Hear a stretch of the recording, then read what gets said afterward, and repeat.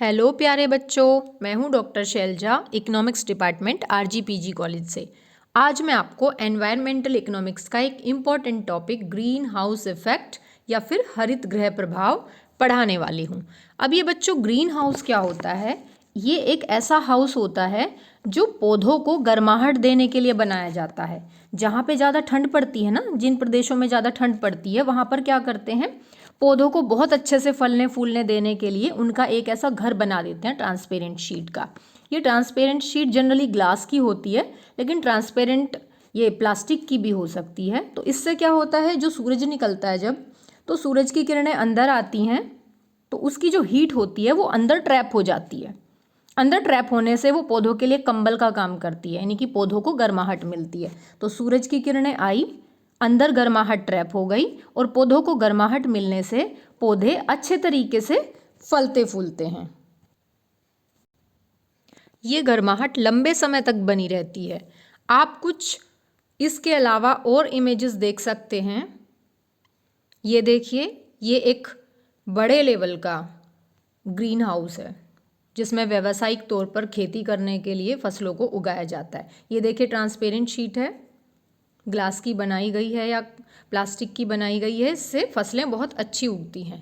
इसके अलावा और दूसरी पिक्चर भी आप देख सकते हैं। ये भी एक ग्रीन हाउस किसी ने घर में बना रखा है, बहुत सारे गमले पौधे रखे हुए हैं। ये देखें, ग्लास के आप शीट्स देख सकते हैं, ये इन्होंने कांच की शीट लगा रखी है। इससे क्या होगा, सूरज की जो गर्मी आएगी वो अंदर ही लंबे समय तक बनी रहेगी और जो पौधे हैं उन्हें बहुत ठंड भी नहीं लग पाएगी और पौधे बहुत अच्छे से ग्रो करेंगे। अब ग्रीन हाउस की तरह हमारी धरती भी रिएक्ट करती है। देखिए कैसे, ये सूरज की किरणें जो आप इस पिक्चर में देख रहे हैं, ये सूरज की किरणें यहाँ पे आती हैं, कुछ तो रिफ्लेक्ट होकर वापस चली जाती हैं, बाकी धरती के अंदर ही ट्रैप हो जाती हैं। तो सूरज की किरणें आई और वो जो उसकी गर्मी है वो अंदर ही क्या हो गई, ट्रैप हो गई। यानी कि सूरज की जो गर्मी आई वो अंदर धरती के वायुमंडल में अंदर एंटर होके वहीं पे रह जाती है, बाहर नहीं निकलने पाती। इससे क्या होता है, धरती का तापमान बढ़ने लगता है। इसी इफेक्ट को क्या कहा गया, ग्रीन हाउस इफेक्ट कहा गया। ये ग्रीन हाउस का कॉन्सेप्ट धरती पर लागू कर दिया गया और प्रभाव के रूप में सामने आया धरती के वातावरण का गर्म होना, और यही क्या कहलाया, ग्रीन हाउस इफेक्ट। अब धरती के साथ ऐसा क्यों होता है, धरती पर कौन सा ग्रीन हाउस बना हुआ है? तो आप ये एक और इमेज में देख सकते हैं, ये नेक्स्ट इमेज आप देख सकते हैं कि धरती के चारों ओर, ये धरती के चारों ओर एक लेयर बनी हुई है। ये किस चीज़ की लेयर है, ग्रीन हाउसेस गैसेस की। ये ग्रीन हाउस गैसेस, ये क्या होता, ये गैसेस ग्रीन हाउस की तरह काम करती हैं। मतलब जो सूरज की गर्मी अंदर एंटर हुई वो अंदर एंटर तो हो जाती है, लेकिन ये गैसेस की जो लेयर है, कुछ पर्टिकुलर गैसेस हैं, उनकी वजह से ये गर्मी बाहर नहीं निकल पाती।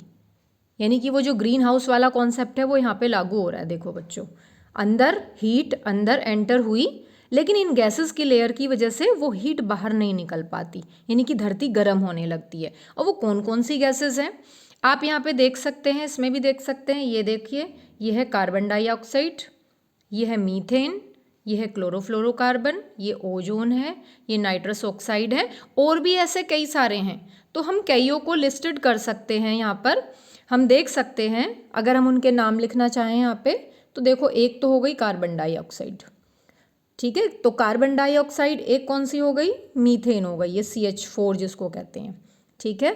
तीसरी हो गई नाइट्रस ऑक्साइड N2O।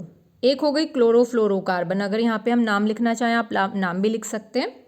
एक हो गई हाइड्रोफ्लोरोकार्बन, फिर एक हो गई SO2 सल्फर डाइऑक्साइड, एक हो गई ओजोन। और भी ऐसे लिस्टेड बहुत सारी हैं, लेकिन ये मेन यहाँ पे हम देख सकते हैं। इनमें जो सबसे ज़्यादा मेन है वो कौन है, ये कार्बन डाइऑक्साइड, क्योंकि इसका जो रेशो है सारी ग्रीन हाउसेस गैसों में, इसका सबसे ज़्यादा है। इन्हें ग्रीन हाउसेस गैसें क्यों कहा गया, क्योंकि इन्हीं गैसेस की लेयर की कारण जो हीट अंदर आती है वो बाहर नहीं निकल पाती। तो इन गैसेस को क्या कहा गया, ग्रीन हाउस गैसेस इनको कहा गया। अब ये गैसेस आती कहाँ से है, जरा एक एक करके हम इनको देख लेते हैं। नेक्स्ट इमेज में आप देखिए ये CO2 कहाँ से आ रही है।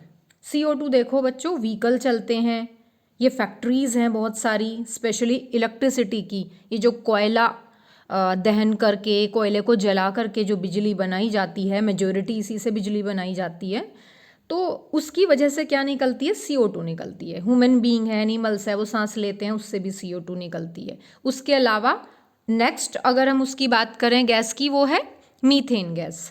ये चावल की खेती हो रही है बच्चों, चावल की खेती से क्या मीथेन निकल रही है। ये जानवर जुगाली करते हैं, उससे भी मीथेन है निकलती है, गोबर गैस है, कई सारे सोर्सेज है जिससे मीथेन निकलती है। ठीक है, अब उसके अलावा हम बाकी गैसेस की बात कर लेते हैं। बाकी गैसेस में पहली वाली इमेज पे आ जाते हैं अपनी। इन गैसेस में और कौन सी गैस थी, तीसरी गैस थी, हमने CO2 की बात कर ली, यानी कि कार्बन डाइऑक्साइड की बात कर ली, मीथेन की बात कर ली। अब नाइट्रस ऑक्साइड पर आते हैं। नाइट्रस ऑक्साइड बहुत सारे फर्टिलाइजर बच्चों डाले जाते हैं, इंग्लिश खाद जो होते हैं खेतों में डाले जाते हैं, पेस्टिसाइड, जिनकी वजह से नाइट्रस ऑक्साइड ये जनरेट होती है। ठीक है, ये भी ग्रीन हाउस गैसेज है, ये वायुमंडल में निकल के पहुंच जाती है लेयर बनाने के लिए। उसके बाद है क्लोरोफ्लोरोकार्बन। ये जो क्लोरोफ्लोरोकार्बन है ये रेफ्रिजरेटर से, AC से, फोम, हेयर ड्रायर, बहुत सारी चीज़ों से निकलती है और ये बहुत ही खतरनाक है। आपने सुना भी होगा, ओजोन लेयर को बहुत ज़्यादा नुकसान यही वाली गैस पहुंचाती है, क्लोरोफ्लोरोकार्बन। तो बहुत वैश्विक स्तर पे प्रयास हुए और क्लोरोफ्लोरोकार्बन को बहुत कम अब उत्सर्जन होने लगा है वैश्विक लेवल पे। ठीक है, तो ये भी एक अपने आप में ग्रीन हाउस गैसेस भी है और ओजोन लेयर को नुकसान पहुंचाने वाली गैस भी है। इसके बाद कौन आता है, इसके बाद हाइड्रोफ्लोरोकार्बन। हाइड्रोफ्लोरोकार्बन है, ये भी बहुत एक तीव्र, जिसको कह सकते हैं ग्रीन हाउस गैसेस है, जो एक सब्स्टिट्यूट के रूप में अपनाई गई थी क्लोरोफ्लोरोकार्बन के, HFC हाइड्रोफ्लोरोकार्बन। फिर आती है SO2 सल्फर डाइऑक्साइड। तो बहुत सारे हमारे जीवाश्म ईंधन है जिसको फॉसिल फ्यूल भी कहते हैं, तेल है, कोयला है, डीजल है, इन सब के जलने से या कभी ज्वालामुखी उद्गार होता है, यानी कि वॉल्केनो एरप्शन होता है, इससे भी SO2 निकलती है, तो ये भी पहुंच जाती है आसमान में। फिर आती है हमारी, इसके बाद आती है हमारी ओजोन, O3। अब ओजोन लेयर तो आप कहेंगे मैडम बहुत अच्छी होती है। अब ओजोन लेयर ऊपर जहाँ पे ये स्ट्रेटोस्फेयर में, यानी कि समताप मंडल में पाई जाती है, जो वहाँ पे तो ये बहुत अच्छी होती है, लेकिन ज़मीन पर ये एक ग्रीन हाउस गैसेस, यानी कि एक नुकसानकारी गैस के तौर पे सामने आती है। ठीक है, तो ये हमने समझा कौन कौन सी ग्रीन हाउस गैसेस होती हैं। ग्रीन हाउस गैसेस में सबसे ज़्यादा जो रेशो होता है वो किसका होता है, कार्बन डाइऑक्साइड का। बाकी भी गैसें हैं ही हैं, ये लेयर बना रखी है, तो जैसे ही किरणें एंटर होती हैं वो अंदर से उसकी हीट बाहर नहीं निकल पाती, और बाहर ना निकलने की वजह से ये जो इफ़ेक्ट होगा, धरती के गर्म होने का ये जो इफ़ेक्ट होगा, ये ग्रीन हाउस इफ़ेक्ट, जिसे कि ग्लोबल वार्मिंग होती है, तो ये था हमारा ग्रीन हाउस इफ़ेक्ट। तो ये ग्रीन हाउस इफ़ेक्ट एक लिमिट तक तो ठीक है, लेकिन उसके बाद ये नुकसानकारी होने लगता है। जब बच्चों धरती का तापमान थोड़ा ज़्यादा बढ़ने लगता है तो ये एक नुकसान के रूप में ग्रीन हाउस इफ़ेक्ट सामने आता है। तो इसके बहुत सारे नुकसान हैं। सबसे सीधा जो डायरेक्ट रिलेशन है ग्रीन हाउस इफ़ेक्ट का, वो किससे है, वैश्विक तापमान में वृद्धि। यानी कि ग्रीन हाउस इफ़ेक्ट होगा तो क्या होगा, ग्लोबल टेम्परेचर बढ़ेगा ही बढ़ेगा, यानी कि धरती का तापमान बढ़ेगा ही बढ़ेगा। ठीक है, और क्या चेंजेस आते हैं, मौसम संबंधी परिवर्तन। आप देख रहे होंगे कि बेमौसम बरसात हो रही है, बहुत ज़्यादा गर्मी हो रही है पिछले बहुत सालों से। बहुत साल पहले ऐसा नहीं होता था, लेकिन अब आज के टाइम में क्या हो रहा है कि बेमौसम बरसात हो रही है, बहुत ज़्यादा गर्मी हो रही है, बहुत ज़्यादा ठंड पड़ रही है, कुछ इस तरीके से चक्रवात आ रहे हैं, तूफान आ रहे हैं, इस टाइप से रिएक्शन देखने को मिल रहा है ग्रीन हाउस का। इसके अलावा और तीसरा क्या है, समुद्र जल स्तर का उठना।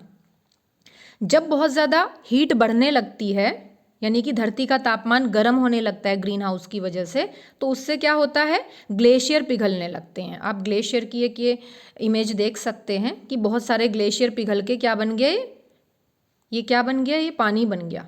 तो इससे क्या होगा, जब ग्लेशियर ही थे तो कोई पानी था ही नहीं, लेकिन जब ग्लेशियर पिघल गए तो पानी हो गया, और पानी होने की वजह से क्या हुआ, समुद्र का लेवल जो है वो ऊंचा हो गया। तो अब ऊंचा होने से क्या होगा, जो निचले जगह पे जो टापू बने हैं, आइलैंड्स बने हुए हैं, वो क्या हो जाएंगे, डूब जाएंगे। अब हो सकता है वहाँ पे रिहायशी इलाका भी हो, वहाँ रहने की जगह भी हो, तो बहुत सारे टापू अगर निचले लेवल के डूब जाएंगे तो फिर रहने के लिए वहाँ तो जगह बचेगी ही नहीं। ये बहुत बड़ा नुकसान है अपने आप में। एक है जंतुओं पर प्रभाव, जो हमारे एनिमल्स हैं उन पे क्या प्रभाव पड़ता है, बहुत सारी छोटी छोटी प्रजातियाँ होती हैं, छोटी भी होती हैं बड़ी भी होती हैं। तो जब ये टेम्परेचर रिलेटेड चेंजेस आते हैं तो बहुत सारे एनिमल्स क्या होते हैं, प्रजातियां विलुप्त हो जाती हैं। जो हमारी स्पीसीज़ है वो एक्सटिंक्शन में चली जाती हैं, यानी कि वो विलुप्त हो जाती हैं। ठीक है, इसके अलावा क्या होता है, बहुत सारे हमारे पशु पक्षी जो है वो स्थानांतरित हो जाते हैं, माइग्रेट हो जाते हैं एक से दूसरी जगह पे।